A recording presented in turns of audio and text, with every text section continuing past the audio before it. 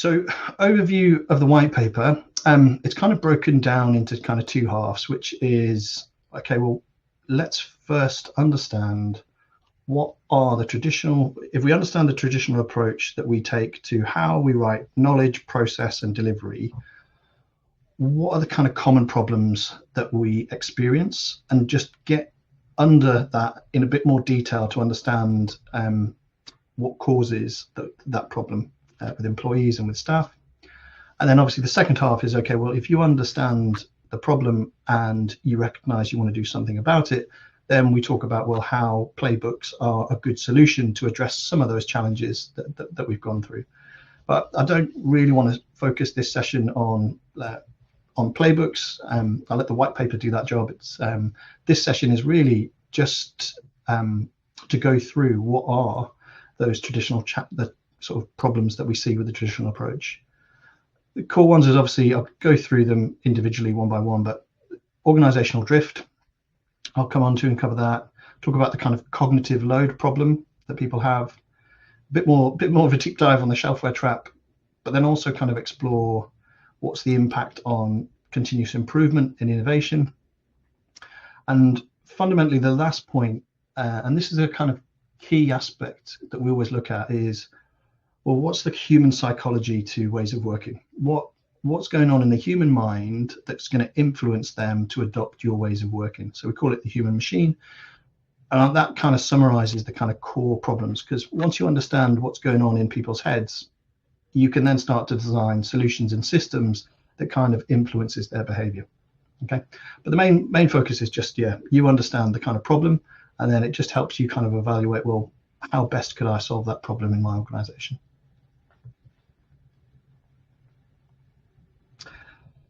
Organizational drift, the kind of silent killer.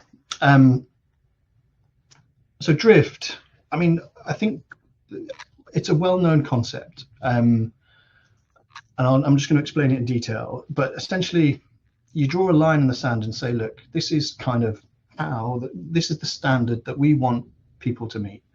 And when you first start any business, or you start kind of owning a function, you kind of like, I imagine this is how they do it. But actually, what I need to do is write it down so it's prescribed. And it's kind of like, how do we do stuff around here? That's kind of work imagined, and well, we've done it, prescribed, we've written it down, job done. Now, we've written it down, job done is one of the worst phrases that I absolutely despise. And I'm going to come on and explain why that type of thinking really does cause problems later on. But there's obviously a little bit of a difference between work imagined versus prescribed. We're always trying to do that shift on, as a leader, I lead the people and manage the process.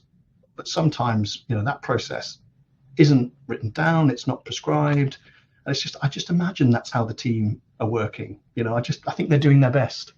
And work imagined is definitely the worse version that staff have to deal with. And you have to be quite responsive in terms of the kind of Jekyll and Hyde type of management. Look, if you get frustrated with your teams not being consistent in the way of delivery, but then you ask yourself, well, what have I put in place to help them be consistent? And if it's just work imagined, then it's more on me than it is on the team in terms of what I'm responsible for.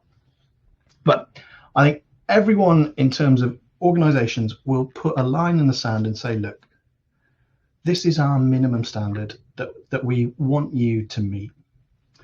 But what we find, and it's kind of like we've got manuals, we've got standards, we've got SharePoint sites, pages, we've got e-learning and training resources that are helping people understand what that standard actually is. The problem though, and this is the problem we see with the traditional approach, is over time, there's a massive difference between how work is prescribed and versus how work is done. And we call that that drift, that's what we call organizational drift. I want you to meet this standard, but over time, work is done doesn't meet that standard. And it's not an overnight assessment. It's just over time, someone will be like, oh, well, we don't do it that way anymore. We don't do that. No, you can get away with that. You don't need to do that. And it's kind of death by 1,000 cuts. And really, drift isn't for, there are some processes that are just, you make a card payment, there's 0.1001% drift. It's just a standard transaction, happens all the time. Where drift really hurts is when you've got complex processes all happening at the same time across different functions, all that require human decisions to be made. That's when we start to see massive impact on drift.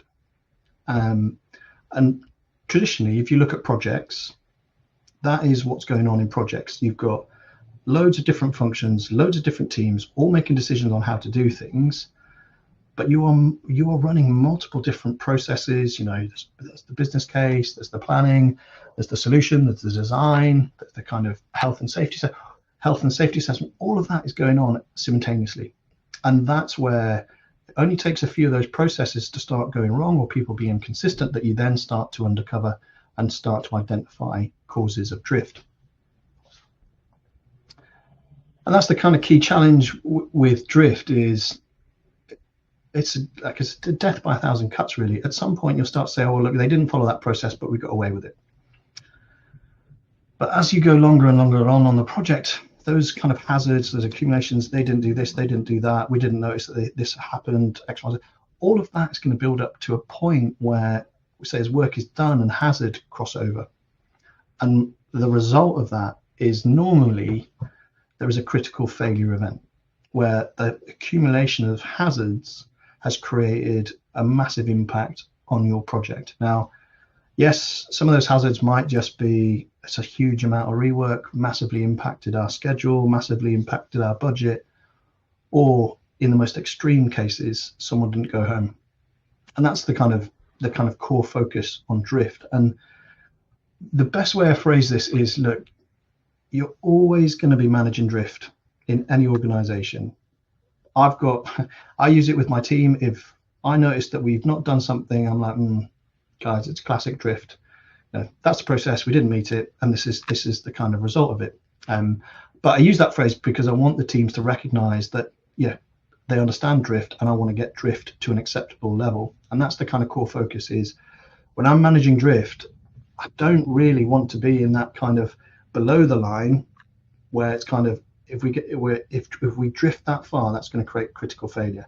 What we want to try and do is get drift into an acceptable level where we're improving it.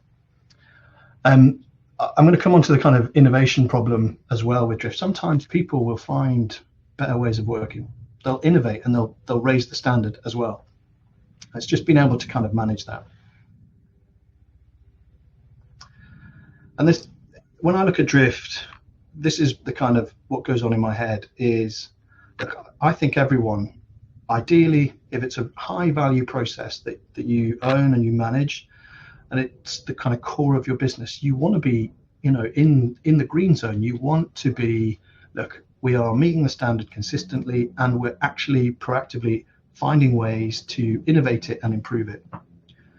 I think in reality, if you ask most people, where I feel we are is I'm basically surfing kind of orange, like the kind of medium just above the kind of critical to quality angle. That's kind of where I feel the way that we're operating, and it's not really that comfortable in terms of a day-to-day running of the business, and it's incredibly stressful, and sometimes we drip into the red and we create critical failure. So the kind of managing drift is really for you to look at it and evaluate, right, how important is this process to me? Can I live with this process just being in the kind of orange, amber, look, we're just managing drift and we're containing it? Or is this process critical to us and actually no, we've got to find a way of optimizing that process to be into the green? I don't think anyone really will accept that, look, you can run a process that's in the red zone. But that's the kind of way that you kind of try and think about ways of working. And also, if you start to see frustrations or you look at events that are going wrong in your business, always try and say, look, is that a drift? What is this? Is that a classic drift problem?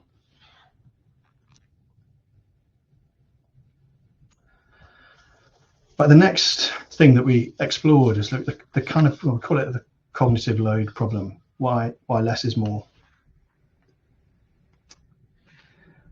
And I think this picture tries to kind of summarize probably the reality of most employees in the majority of business is they They walk into the organization and they have to build this mental picture of where everything is. Like where's our standards, where's our policy, where's the training, where's the project methodologies over here, our investment processes over here, the procurement processes in this system. And I have to kind of, on a day-to-day basis, remember and recall that mental picture where all the kind of policy, all this information I need to be able to use to deliver projects, I have to build that mental picture. I also have another mental picture, which is how my project is looking. But then I also have this other, oh, well, where's all the information for me to be compliant?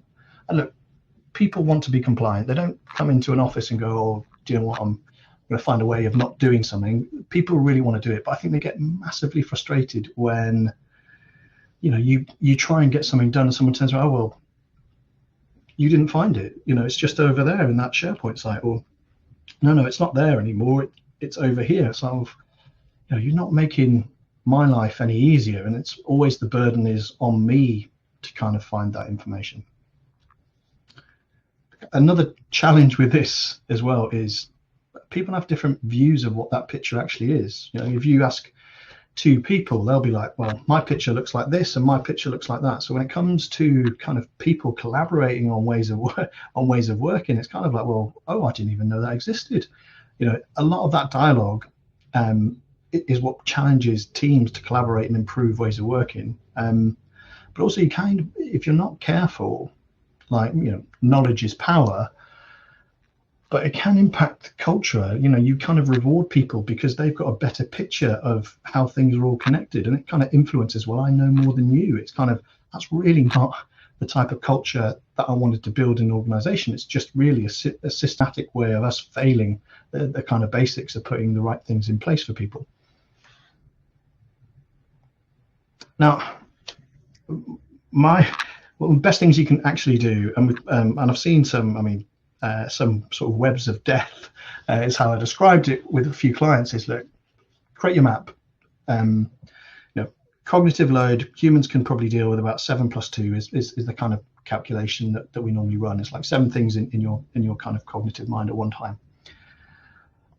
But when you think about it, if you're trying to draw that map of all the different systems and all the sources of knowledge and information that they need, I was like, I took 10 minutes just to kind of say, well, I think this is kind of the core processes that most people in project delivery are going to need to understand. They'll work on bids, there'll be case studies, there'll be delegations of authority, like who needs to approve and sign off what, the kind of contracts, the designs, lessons learned, there's my process, there's all the templates, there's the internal policies. I might have who are the experts that I need to speak to in the firm for how things get done. There's what we sell and how we sell it. And all of that, I was like, well, I need at some point in my working week, I need to access that information as I'm kind of executing the project lifecycle. And my advice is, I'm very happy to share, I think Tom and the team will share the kind of slides. First thing I would do is just, if you take half an hour, draw it out and just say, look, what does, if I'm a human being in the organization, like just what are all the different sources and locations of information that I need to access, just to help me understand what's the cognitive load that you're putting on people in your organization. And one of the kind of key phrases that I don't like is, we've written it down, job done. And the reason I don't like it is, it's the mentality that we take sometimes, which is, well, I've written the standard, and I've built the template. I've job done. They should be following it. They should be using it. But we don't really think about what the human actually, the people in delivery actually, what they need. And it's kind of like, well, oh, I've spun up a new sustainability process and its templates. Or is that part of the project delivery method? No, that's a new SharePoint site that we've built. They have to go and access that information over there. Oh, okay. And then it's like, but we've done it, you know, written it down, so they should follow it. And then you move on. It's like, well, where's, you know, procurement have done the same, like investment have done the same. It's kind of, when you think about what's helping people navigate all the knowledge and information as you're trying to get through a project life cycle, basically you're jumping and hopping around, and that's the kind of core problem with, I think, the mentality that people take, which is, well, I've written it down, job done. They should be following it, and yet what we see is, well, we still experience high drift and low compliance to ways of working, simply because it's very difficult for people to remember where everything is. Normally I'll be a very simple question, and you read the room very quickly, is, look, just tell me how complex is it in your organization. It gets a lot more complex, especially with some of the bigger organizations, when they've been acquiring firms and adding new firms in, and they've got their own ways of working, but your resources are kind of supposed to be shared across both businesses, and it's like, well, we've got this way of working, we've got that way of working. At that point in time, the natural conclusion, you're just going to have high drift until you address and solve that problem.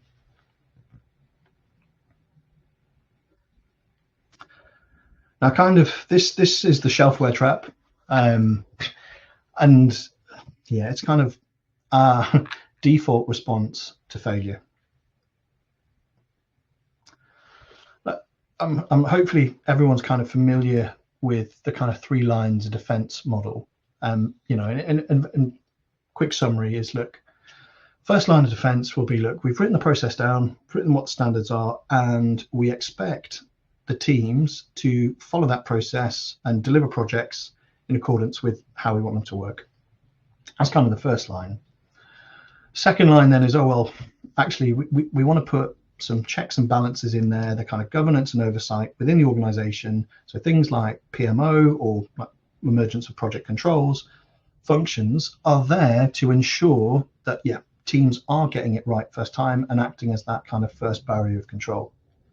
And then the third line of defense is, okay, well, actually, I need something external that's not bound by a reporting structure, as an independent view and an assessment of the health of that project, that program, or whether you are compliant with the standards that you've put in place, and an audit assessment against those standards. I think what I find is the default that we take is, because the first line fail, we overinflate the second and third line. We need, teams aren't getting it right first time. Rather than look at the root cause, what we will do is, well, we want more checklists, we want more controls, we want more approvals, and we want more independent assurance on the process. Now, I'm not saying that you can get rid of lines 2 and 3. No organization can exist without kind of robust governance and controls, and the third line of defense is, the standard. All I'm suggesting is, look, if people don't get it right first time, yes, you can put controls in place to kind of control that risk, but fundamentally, if it's incredibly difficult for them to find the process, find the information, and it's a massive mental burden, then yeah, don't be surprised that you are going to get low compliance into ways of working. And therefore, rather than try and just inflate lines 2 and 3, just try and improve what you put in place to help people get it right first time, and rebalance your lines of defense.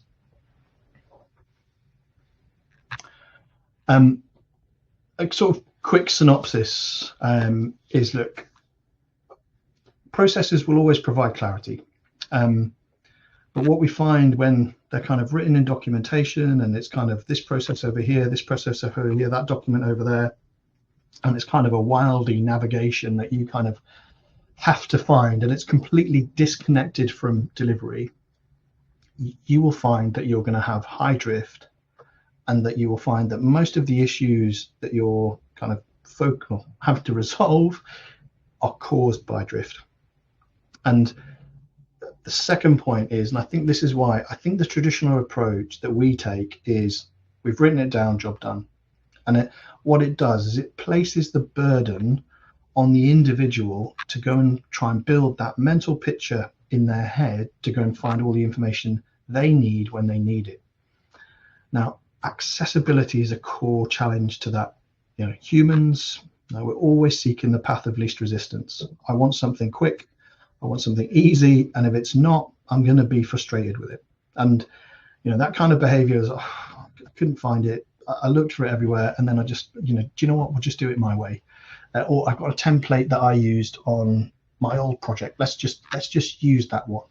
And it might not be the quickest way, like theoretically, you stopwatched it, but for the human, they feel it is.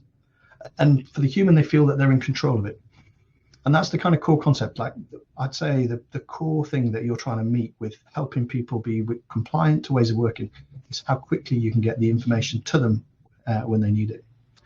And then, yeah, the shelfware trap is, look, if you live in a world that's plagued with kind of systematic high drift problems and critical failures, plus you look at kind of, well, we're not compliant with ways of working, your default response, like from leadership, will be, oh, well, we need more checks and balances, more controls.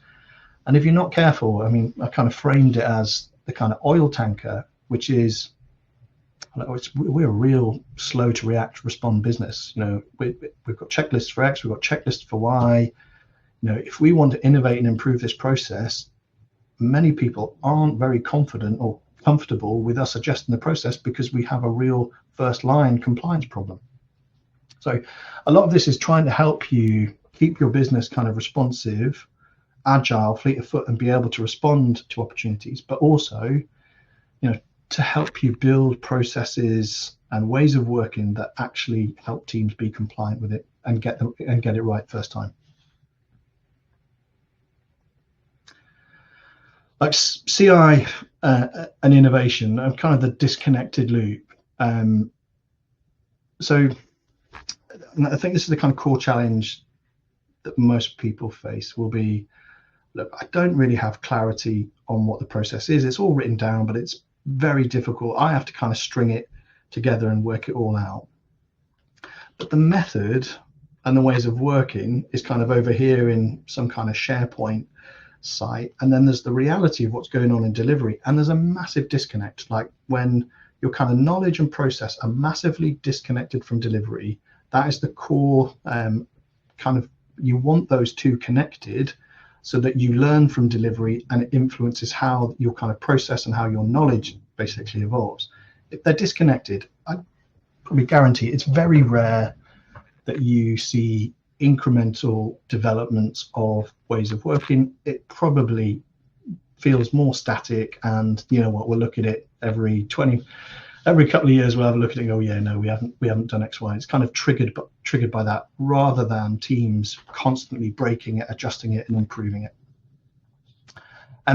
There's also a kind of core challenge that as you go through delivery and you go through assurance, teams will say, look, there's better ways of working. And you know, we kind of, the phrase I came up with is it's a bit like flash innovation. It's a really, you know, someone in your team, someone who organizes it has found a smart way of doing something. And it could be, if we could scale that, we get massive amounts of benefit. If we could scale that across projects. Challenge is, well, what's the kind of thing you're going to use to provide that foundation that you're building on that's going to help you improve? It's like, if it's just, oh, well, maybe we'll write a new article, or we'll change the process standard, or we'll change that document, we'll update the SharePoint page. It's not really going to land, and it's not really going to get the momentum to be able to scale that innovation. It'll just be flash innovation, really good idea, but we just didn't have the systems in place to actually roll that out and scale it across all of our projects, all of our processes. Just, it happened, but we couldn't actually raise the bar because we don't really, because delivery, knowledge, and method are slightly disconnected.